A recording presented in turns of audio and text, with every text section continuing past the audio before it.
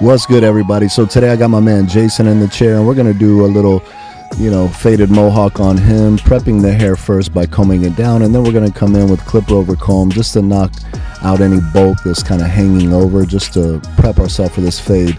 And I'm really excited about this video because I'm always trying to learn, and I was watching Christopher Manyweather's fast fade video, and he had a system that I was watching that he used the seniors, the masters, and a detachable blade. And I was like, man, if he can get through 2 haircuts in 10 minutes with that system, I want to learn it. So I'm always looking for ways to get quicker. So right now, what I'm doing, without punching in a hard line with my trimmers, I'm just going to go ahead and use my wall seniors to create my first guideline and just bald out with that. I'll come back in later and shave the bottom.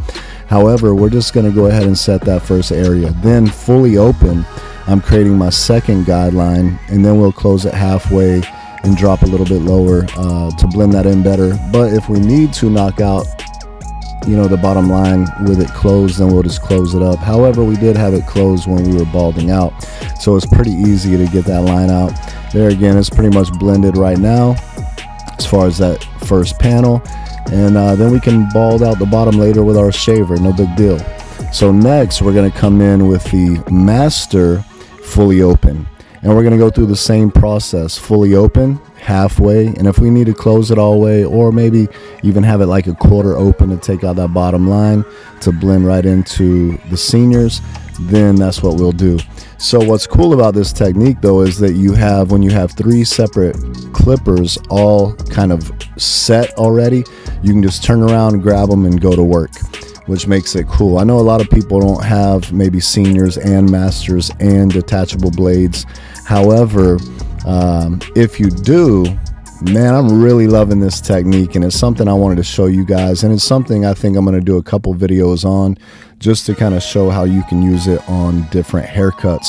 But also go check out Manyweather's video, Christopher Manyweather, Dead Stock Barbershop, and you'll see where he did 2 heads in under 10 minutes, and it was a phenomenal video.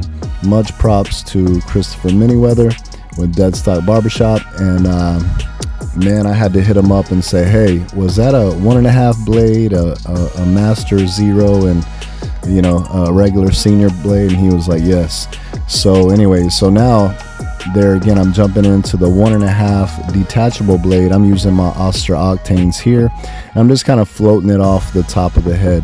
Now normally I may come in with a number 2 or number 3 to clear out some of that bulk, and I probably should have, honestly, but I'll try to come in with a little shear over comb and soften that up towards the end.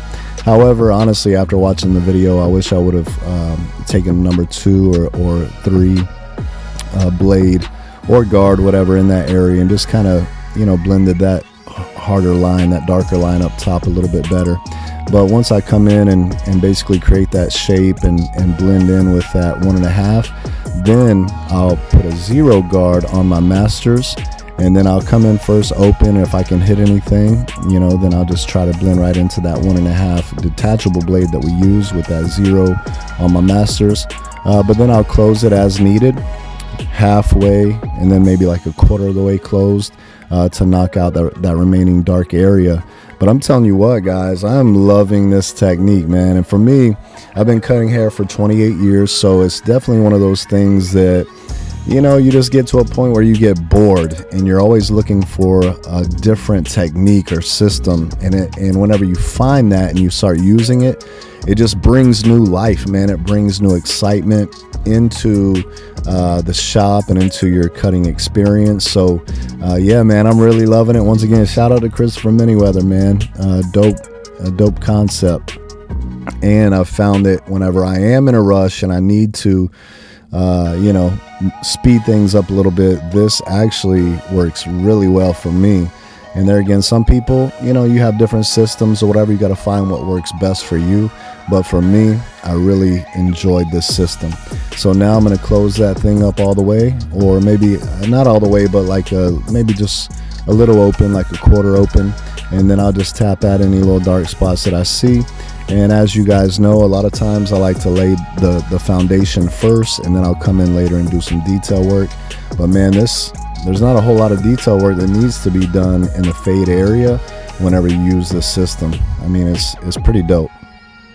So once we get all that done, then I'll go ahead and, you know, move on to the next step.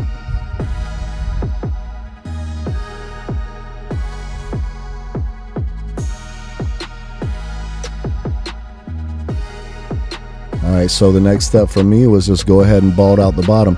As you can tell, I didn't even use the trimmer.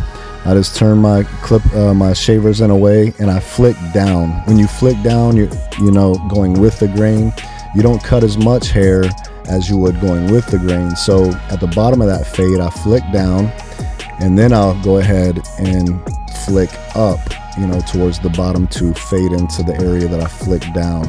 So now I'm just going to come in with my JRL 2020 trimmers, and I'm going to go ahead and just line them up. I'll hit a little line on the front, not trying to take it back too far, you know, but trying to keep it clean. And then I'll come in on the back area, hit the sides, go around the ear, and then I'll go ahead and prepare to put the line on the back. Now on the back of the hair, something that he was saying was he feels like it's a little too bulky towards the bottom and too long, and he likes pretty much the length. We're going to trim a little bit off the top, but he likes it to kind of taper into the bottom, not like a full taper, but from long to shorter before we put that line on the bottom. So anyways, I'm just coming in with clipper over comb, and what I'm doing is I'm making sure that I'm tighter at the bottom. Like right here, you'll see the angle where I get it tighter to the skin on the bottom, and I pull my comb out so I can create that length that I need, that transition. And basically that's just the idea that I have in mind, whether my comb is vertical or horizontal. The idea is to make it shorter at the bottom and longer as I'm going up. So then I'll just come in and create just you know, square. A lot of times I like to square the bottom first, and then I come in and round off those corners a little bit. But sometimes, you know, sometimes I'll go ahead and just keep it square. So it just depends on what kind of mood I'm in. It looks like today we're going to keep this a little more square. So then I did the same exact thing to the other side, and I just put two little part lines in there that he likes to spice things up a little bit. And then I'm going to lift up the front edge and just kind of go down with a number 1 or even maybe a 0 guard, and just kind of prep the area for the lineup. So I'm going to start in the middle and work my way out to the corners. I like to start my lineup in the middle of the forehead and then work to the highest side. And the higher side on this side is going to be our left side. And as you can see, I'm just going to go in and very lightly tap, because his right side comes down lower, left side comes up higher. I feel like I'm saying that in every video. It must be something in the water in Tampa or something. Everybody's left side seems to be higher than their right. So then I'm just going to try to bring it on across. Now, if you'll notice on that left corner where I'm not working, it dips. And it's the same on the other side, so it creates this illusion that even whenever I get it straight from different angles, it almost looks like it drops in the corners because of that dip there. But if you turn from different angles, it looks pretty straight. So those are some challenges I have to work around. Once I got the line pretty much straight, I'll come in and do my color enhancement. And today I didn't use fibers on him, I just used color. And then I'll come back in while the color enhancement's still wet, and I'll try to, you know, just make that look as clean as possible by lining up again.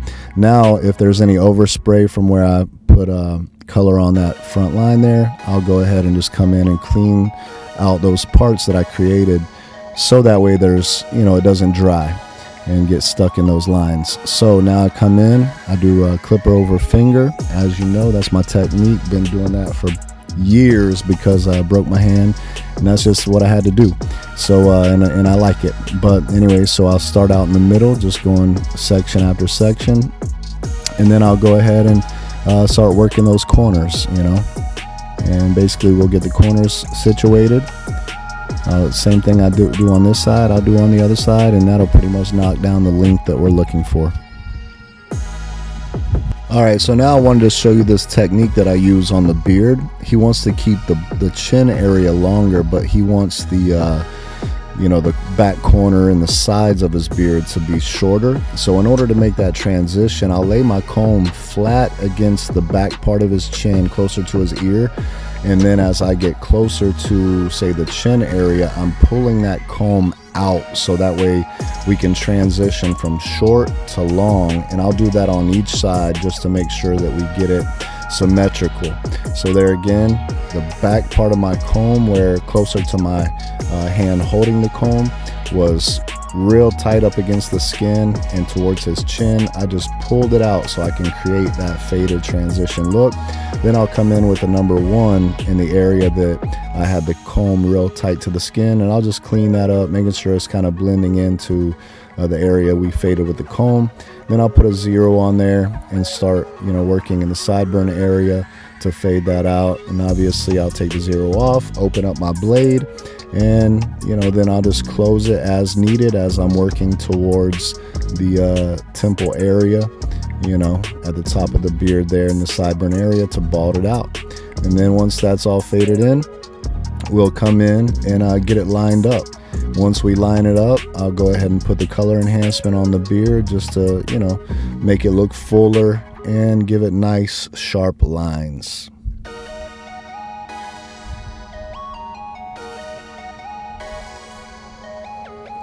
I tell you what, man, I got some videos in the chamber that I'm so excited to release, man. But once I go ahead and line everything up, put the color enhancement on the beard, then I come in all the way around with my straight razor, and I just go ahead and hook that up. Now I have a straight razor that I spent about $60 for off of Amazon. It's one of those kind of feather razors. You just pinch it and the blade drops out, and you put the blade in that way.